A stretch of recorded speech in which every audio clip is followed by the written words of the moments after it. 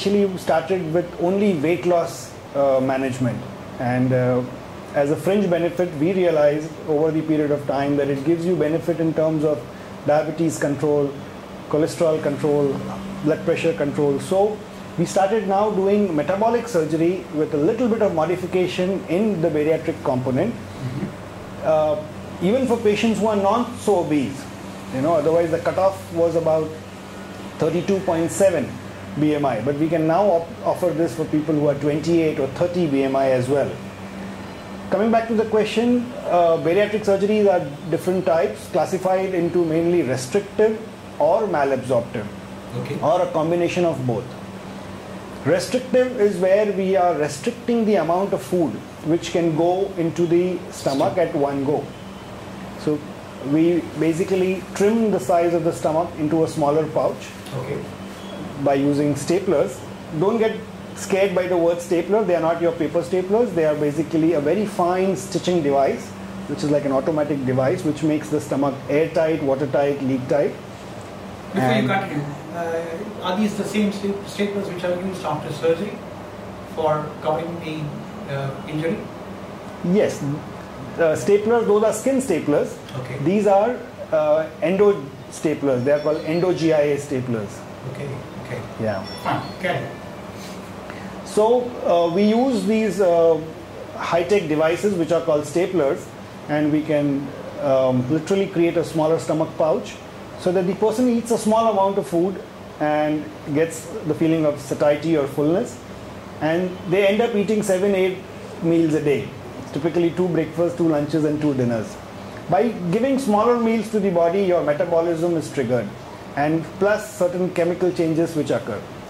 So this is restrictive.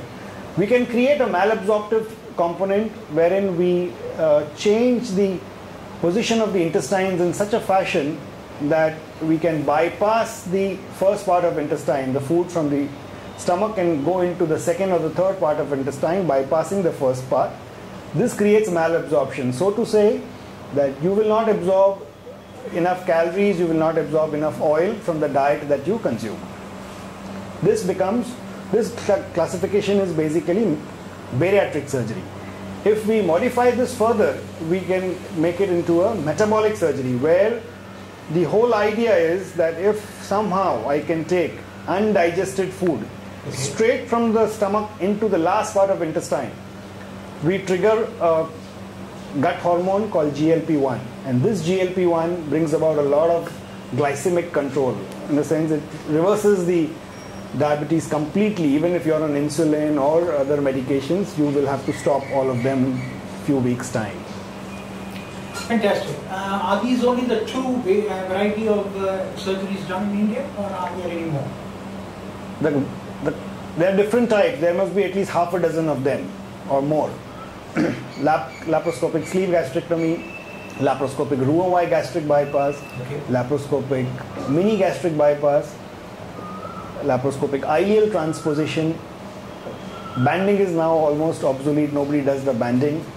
And there is something called the BPD, which is not done in India because of the severe malabsorptive component. The other thing which is effective is the DJB, the duodenojejunal bypass, or the duodenal switch. Can you quickly explain all these varieties of surgeries that are done for weight loss? Starting with sleeve gastrectomy, this is, as I explained earlier, we basically reduce the size of the stomach. Stomach in a normal human being can vary from about 700 ml to 1200 ml. So we create a 100-120 ml stomach pouch by using staplers. This reduces the capacity of the stomach, where you can eat at one go. You end up eating 7-8 small meals. So this is sleeve gastrectomy. If I can modify the intestine in such a way that from this small stomach pouch, I can take the food directly about 2 meters beyond the first part of the intestine into the jejunum, then this is called the Ruobai gastric bypass.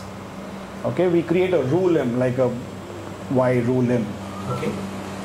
Now the gastric bypass has 2 anastomosis. If I can reduce it to a single anastomosis, if I can do only 1 anastomosis between the stomach and the jejunum, which is called the gastrojejunostomy, then it becomes a mini gastric bypass. More or less all these surgeries have almost similar weight loss, similar results, but the indications for doing it are different for different people. You have to select the patient appropriately with their diabetes status, their age, their ability to consume proteins, their ability to exercise, and maintain general compliance in terms of low calorie food, small portions every day. Okay, doctor, we'll go into that detail in a bit. But before that, you said that people would prefer to have multiple meals after bariatric surgery. Is that really necessary in all cases? Can't they simply have, like normal people, 3 meals a day? That is not advisable, because normal people, we can, as a normal stomach, we can almost fill up 400, 500 ml of food at one go. After bariatric surgery, you can fill up 100, 150 ml, which is not enough for the body to last the whole day, you know. Okay. So you will have to refuel every 3 hours. And in that sense, the person who has the surgery will feel more hungry more often? Will feel hungry more often, but will have a better satiety or hunger control. Easily you will get feel full. Easily they feel full with a smaller amount of food compared to a normal human being. The idea is to give them 1500 calories a day and still make them full. Okay. We have so many mails coming on the diet which is prescribed post the bariatric surgery. Can you just tell us briefly what the diet would be after the surgery? Most of these patients require at least 60-70 grams of protein a day. On an average, a human body requires 1 gram of protein per kg per day. Indian vegetarian diet doesn't supply this kind of protein. Non-vegetarians still can manage to consume 50-60 grams. So most of these patients are put on a very high protein diet, low carbs and low fat diet. So how different will it be from a diabetic diet? Diabetic diet is more of glycemic control. You are trying to consume food products which are low in glycemic index. Correct. Something like wheat or rice or sugar or fruits with natural sugar, so avoid those. In bariatrics, we also try to control the fat content or the carbs, the carbohydrate content. Okay. Before I continue into the other questions, when it comes to diet, do you think all Indians will be able to manage that kind of diet with the kind of restrictions that we have in the name of religion, the various castes and various kind of dietary practices around the country? See, if you classify the whole group of patients whom we operate, almost 70% are vegetarians because of the cultural aspect. The protein supplements which we ask them to take are basically vegetarian supplements. Mm-hmm. They are made out of casein, which is a milk product. So it's absolutely safe and pure veg supplement, which should be fine with most of the patients. So it doesn't really create any problem? Not at all, not at all, never. Okay. Now can you tell us, in case of type 2 diabetics, how does bariatric surgery really help? In type 2 diabetes, it's a very complex situation here. There could be people who are obese, which will be more difficult to treat, and there could be people who are not so obese. If people are obese, then they develop something called insulin resistance. The fat around their body, the fat layer, it causes a lot of insulin resistance. So whatever insulin the body is producing, it's not enough. It's not being utilized properly. Okay. So with the help of bariatric surgery, we help them lose weight. We help them overcome insulin resistance. There are a couple of chemicals which change after bariatric surgery. GLP-1, leptin, incretin, all these are gut hormones. So there are different theories which are postulated, the hindgut theory, the foregut theory. So there's a whole lot of gamut of these chemicals which change, plus the smaller amount of food that the patient is consuming, which brings about a lot of glucose control or the glycemic control in diabetic patients. Okay. In comparison to the ordinary obese person who has to go through bariatric surgery, how different would be a diabetic? How different would be the preparation for the surgery? the surgeon as well as post-operative? Most of these patients are subjected to a whole battery of investigations to make sure that they are fit enough to undergo the surgery, during the surgery and the recovery post-op.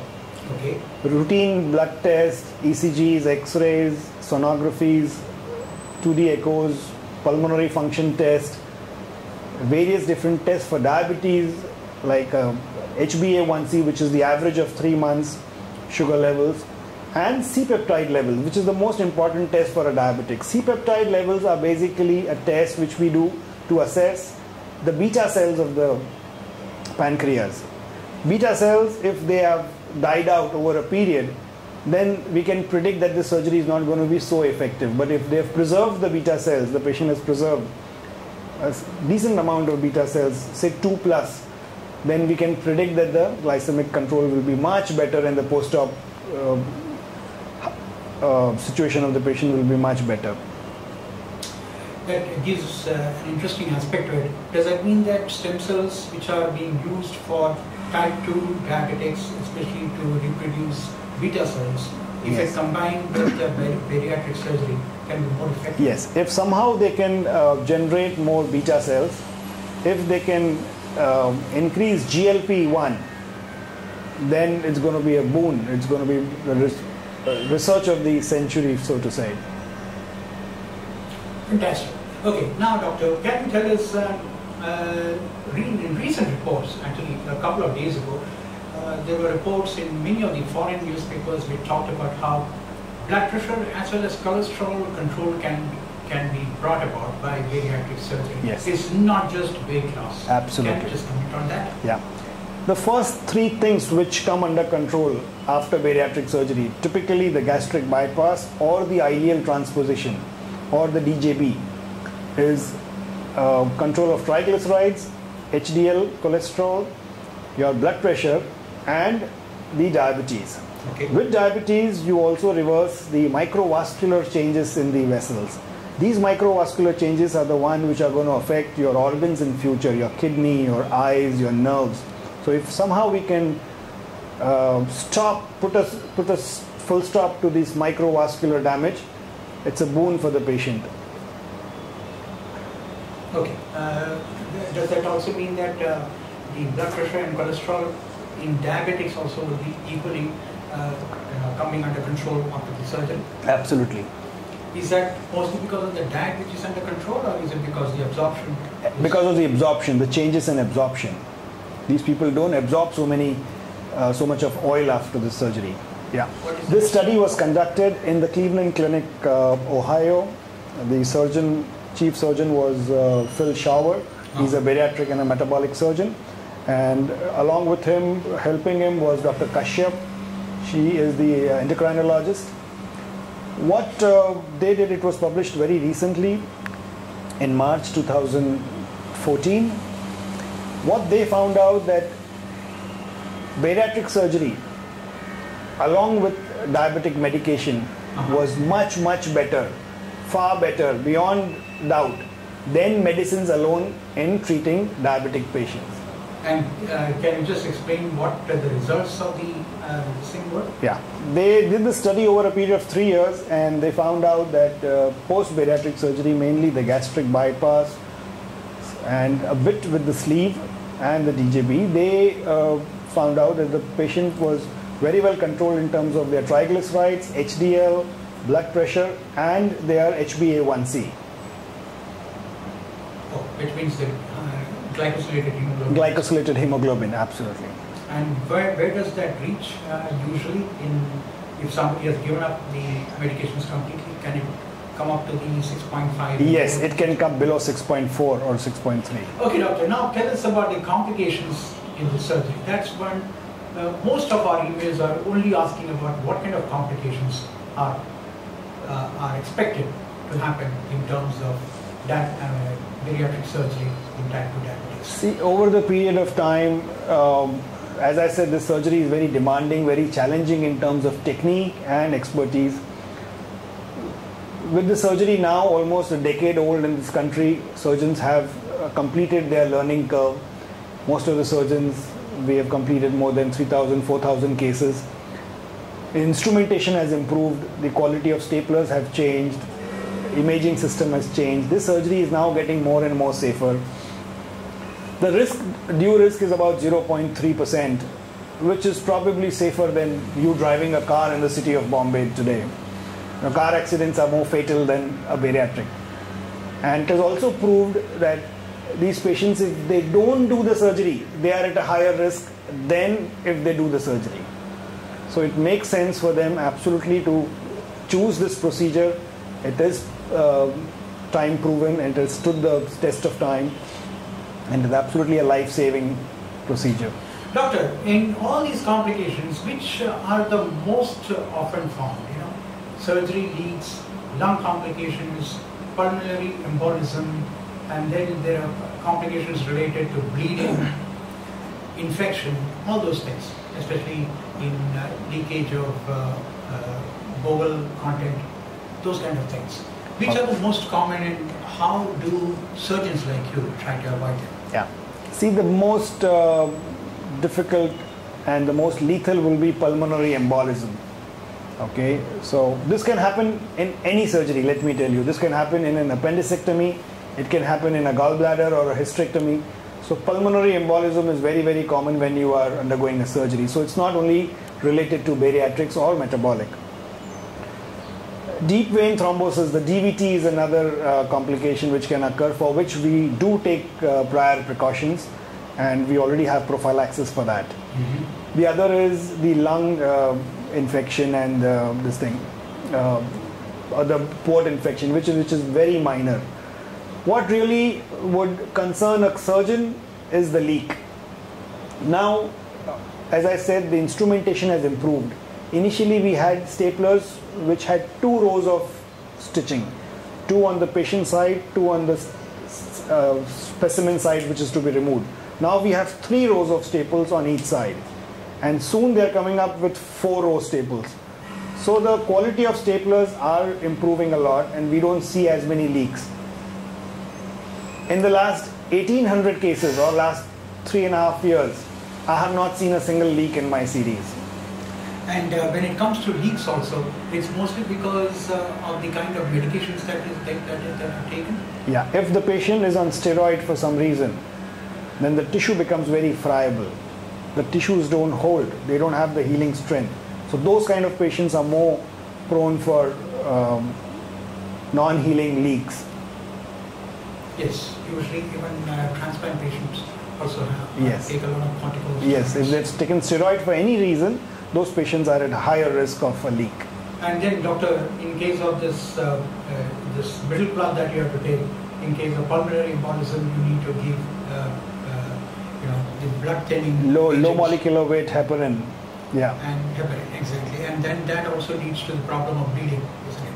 So this is no, not really. We started 6 hours after surgery. So it's pretty safe. We have never seen ever bleed because of the low molecular weight heparin. It really doesn't cause that much.